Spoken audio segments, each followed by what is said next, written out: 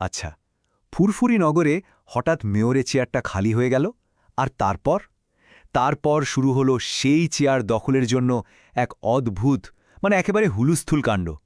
তো চলুন দেখে নেওয়া যাক ক্ষমতার এই আজব খেলায় শেষ পর্যন্ত কে জেতে আর কেই বাহারে।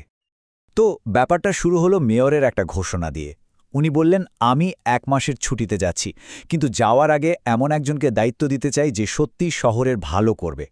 ব্যাস, এই একটা কথাই যেন পুরো ফুরফুরি নগরে একটা হইচই ফেলে দিল।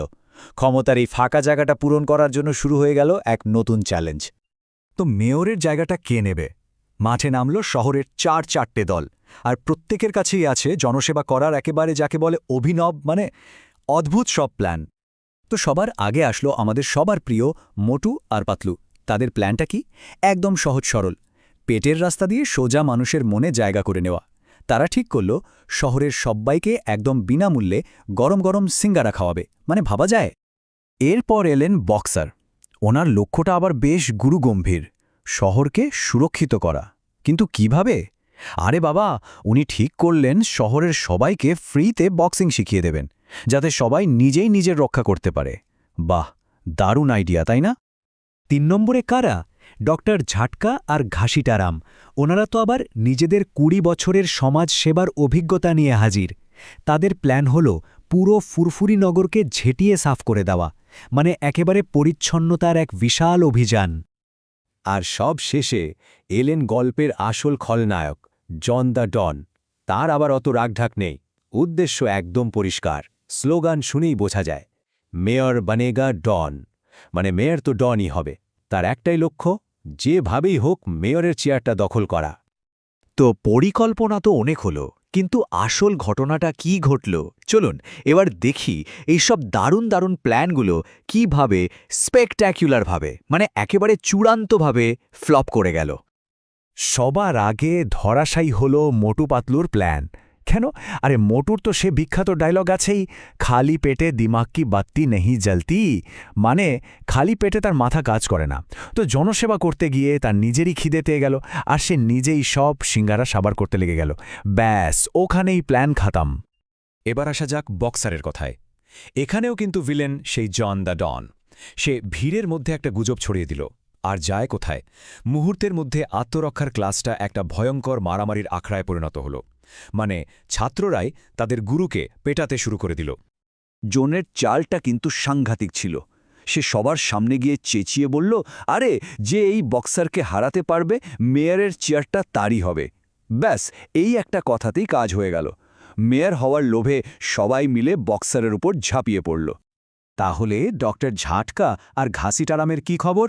আচ্ছা, তাদের ওই যে শহর পরিষ্কার করার অভিযান, ওটা আসলে একটা ফাসাদ ছিল।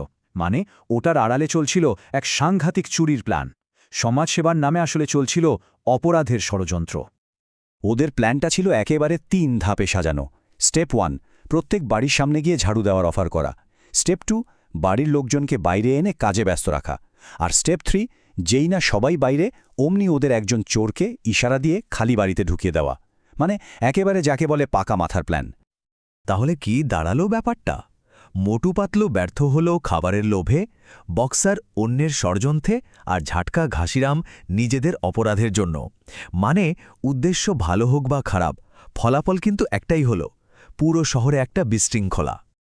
যখন বাকি সবাই একে একে ফেল করে গেল, তখন খেলার মাঠে একা টিকে রইল কে? জন দ্য ডন। এবার সে ক্ষমতা দখলের জন্য তার ফাইনাল চালটা চালল।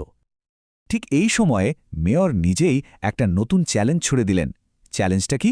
যে মিঠি গুফা মিষ্টি গুহার ভেতরে 1 ঘন্টা টিকে থাকতে পারবে, সেই হবে নতুন মেয়র। জন দ্য ডন তো শুনেই লাফিয়ে উঠল, ভাবল এর চেয়ে সহজ কাজ আর হতেই পারে না। ভাবুন একবার, মাত্র 1 ঘন্টা। জনের কাছে এটা তো একদম জলভাত মনে হলো। সে ভাবল এইটুকু সময় কোনোভাবে কাটিয়ে দিতে পারলেই তো কেল্লাফাতে। 1 মাসের জন্য সেই হবে ফুরফুরি নগরের রাজা। কিন্তু জনের আসল মতলবটা কিন্তু অন্য ছিল। তার উদ্দেশ্য কোনো বীরত্ব দেখানো ছিল না। তার আসল প্ল্যান ছিল একবার মেয়র হতে পারলেই শহরের পুরো কোষাগার খালি করে দেবে। কিন্তু গুহার ভেতরে ঢোকার পরেই জনের সব জারিজুরি শেষ। সে দেখল ওটা আসলে কোনো মিষ্টি গুহা নয়, ওটা আসলে হাজার হাজার রাগী মৌমাছির মৌচাকে ভর্তি। একেবারে যাকে বলে সাক্ষাৎ বিপদ। জন আর তার চেলাদের দেখা মাত্রই মৌমাছির দল একেবারে তেড়ে এলো। তাদের রানী চেঁচিয়ে বলল, বোনেরা তৈরি হয়ে যাও, চোর এসেছে আমাদের মধু চুরি করতে। ব্যাস, শুরু হয়ে গেল আক্রমণ। তারপর যা হলো সেটা আর বলার মতো না। হাজার হাজার মৌমাছির কামড়ে জনের অবস্থা একেবারে কাহিল। তার সেই বিখ্যাত স্লোগান মেয়র বনেগা ডন তখন পাল্টে হয়ে গেল মেয়র নেহি বনেগা জন, মানে জন আর মেয়র হতে পারল না। তো এই সব কাণ্ড কারখানার পর ফুরফুরি নগরের মেয়রের দৌড়ের শেষটা হল বেশ অপ্রত্যাশিতভাবে। শহরের এই হাল দেখে মেয়র সাহেব তার ছুটি বাতিল করে দিলেন। উনি বললেন, আমি আর কোথাও যাচ্ছি না, আর মেয়র বদলালোরও কোনো দরকার নেই। আর এভাবেই ফুরফুরি নগরে আবার শান্তি ফিরে এলো।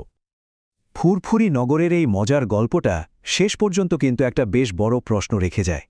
ক্ষমতার লড়াইয়ে জনসেবার নামে আসলে কতজন নিজের স্বার্থটা গুছিয়ে নিতে চায়? এই গল্পে তো সবাই ধরা পড়ে গেল, কিন্তু আসল জীবনে কি হয়?